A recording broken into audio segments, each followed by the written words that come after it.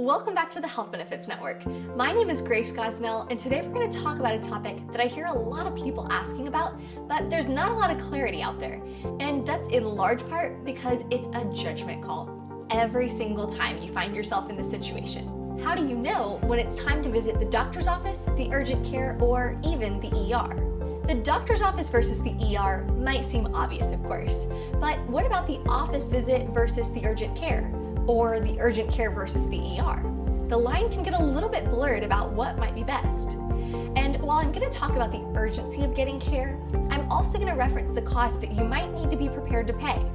While we all don't want to have to think about cost when it comes to medical situations, the reality is that with American families being more strapped for cash than ever, this is an undeniable part of the situation. Now, before we get started, I have to give you the obvious disclaimer that I'm not a doctor and this is not medical advice. I will also add that if there's immediate danger of loss of life or limb, please always call 911 and seek out immediate care. This video is meant to help you understand and keep track of what each of these different kinds of medical facilities are typically capable of and can help with. With that said, here are some guidelines to help you decide what might be best for your situation. Number 1, the doctor's office. For routine checkups, vaccinations, and management of chronic conditions like diabetes, high blood pressure, or asthma, a doctor's office is usually the best option.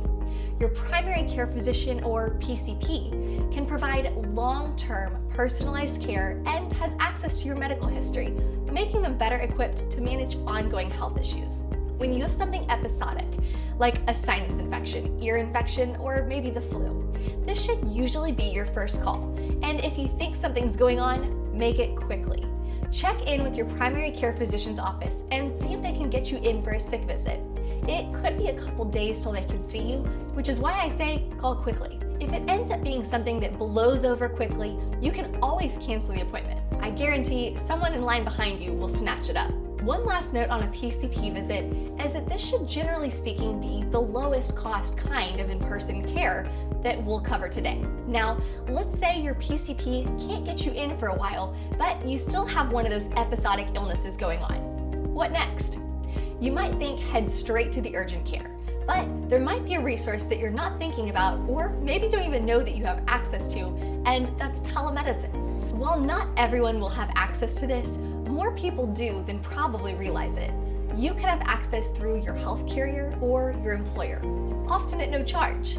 And even if one of those isn't an option, there are tons of easy to access and affordable options online now. For routine and especially seasonal illness needs, these could be just what the doctor ordered, if you'll forgive the pun. In many cases, telemedicine might be the quickest way to be seen, and if it's something they don't feel like they can help treat, they'll let you know, in which case you can move on to the next option. If this telemedicine provider doesn't feel like they can adequately treat what you need and what it is that's going on, and you can't get in for a sick visit with your primary care doctor, then it may be time to take a trip to the urgent care. And this is where I'll tell you that these kinds of visits will have more cost associated with them than your PCP. But if you have an injury or illness that requires prompt attention but is not an emergency, urgent care can be a good option. Urgent care centers are open outside of regular business hours. Where I'm located, the norm is 9 a.m. to 9 p.m., 7 days a week.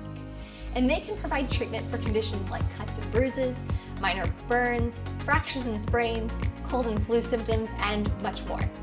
I've also found that urgent care centers are very open about what it is that they can and can't treat. And if it's something they feel needs to be escalated to a higher level of care, they're usually very good about letting you know. Now, in the case that symptoms escalate to where they're becoming increasingly concerning and you think that emergent healthcare may be necessary, this is where the emergency room comes in. Again, from a practical standpoint, this will be your most expensive option, which is why I always advise trying to get care at an early stage whenever possible in order to avoid things getting to this point. But of course, that won't always happen. In the emergency room world, they are there for life-threatening situations, such as chest pain, severe bleeding, difficulty breathing, loss of consciousness, and other emergency conditions. Emergency rooms are equipped to handle serious medical issues, and they've got specialized staff and equipment available 24/7. And while this may be the best place to head when things take a turn for the worse, don't underestimate that you could still be left waiting to be seen for quite some time, as they have to triage patients. ERs can be notoriously frustrating in this way. So if you have a freestanding emergency room location near you, that could be a better option for conditions that are very critical but not hospital worthy. You may have a better chance of being seen quickly. And if you're not sure where to go, you can always call your doctor's office or a nurse helpline for advice on the appropriate level of care for your medical needs. Remember, it's always better to be seen early and err on the side of caution and seek medical attention if you're unsure about your symptoms or condition. I hope this breakdown about different ways to seek out healthcare was helpful and gives you a better framework about who to see and when. If you have any additional questions, leave them in the comments. I'd love to hear from you and clarify anything else that I can. If this was helpful, please give the video a thumbs up. And if you'd like to see more content about health topics, healthcare, and benefits, please subscribe to the channel. If you think anyone could benefit from hearing about this topic I covered today, please share the video with them. As always, thanks for tuning into the Health Benefits Network, and we look forward to seeing you next time.